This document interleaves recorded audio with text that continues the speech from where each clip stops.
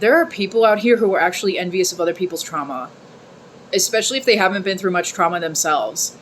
Now, it's not uncommon for trauma survivors to feel envious of people who haven't been through trauma, or to feel weird around them in general, feeling like it's hard to talk to them, relate to them, because you have one person or one type of person who has shaped their character, their worldview, and the way that they think, the way that they feel emotions, the way that they approach people and situations came from sorrow, grief, pain, abuse, trials, tribulations, catastrophe.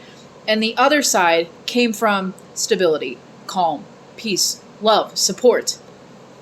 It's not uncommon for those two types of people to butt heads sometimes or have trouble communicating, especially about deeper issues where that type of painful background can definitely shift the way that someone views something.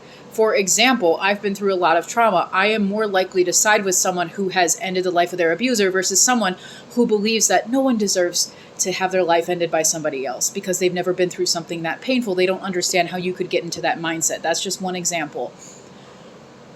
Where I think it gets weird is when someone who hasn't been through much starts to envy people for going through things because they have a skewed view on what it's like to be traumatized and to live with trauma and to endure it. There's a few things here.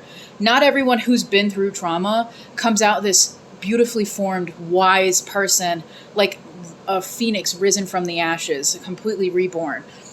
A lot of people just endure trauma and then they live and they continue their lives. Most people don't learn from it because it's not a requirement of having been traumatized to go and take a look at it and self-reflect and learn from things and try to take some kind of life lesson out of it and say that everything happens for a reason. That would be some kind of spiritual bypassing, which a lot of people who haven't been through much do project onto people who have been through trauma.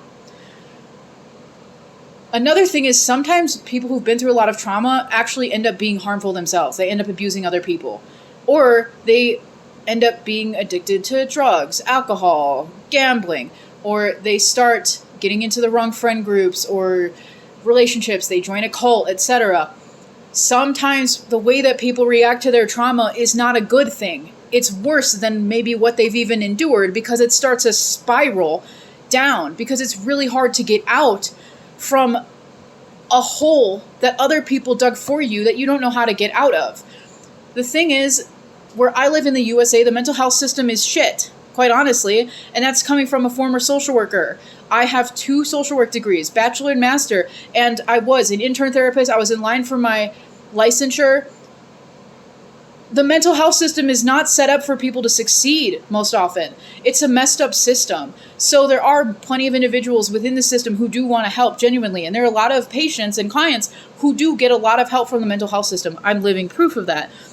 But that doesn't mean that it's going to help everybody automatically.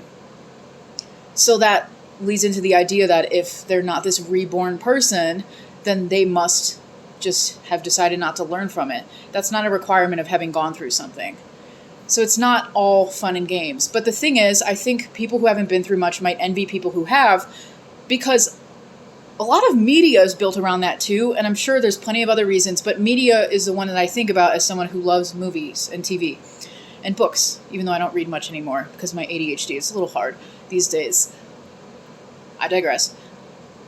A lot of the character is built off of pain and turmoil, some kind of sob story, a backstory that can get the average person relating to them in some way because most people have suffered. Most people have struggled. Most people have been through trauma.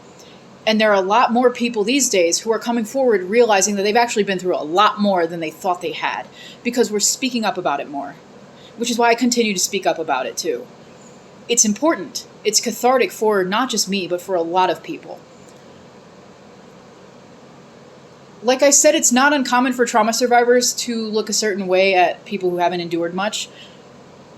And this is the exact reason why the people in my life who I've known in the past that have not been through much at all, but have lied about their pasts. They've lied about having struggled because they wanted to be perceived as more relatable. They've confessed to me that people look at them differently when they realize that they haven't struggled. When they realize that they grew up rich, or they grew up in a loving home with beautiful parents who love them and support them and care for them, people look at them differently. They envy them.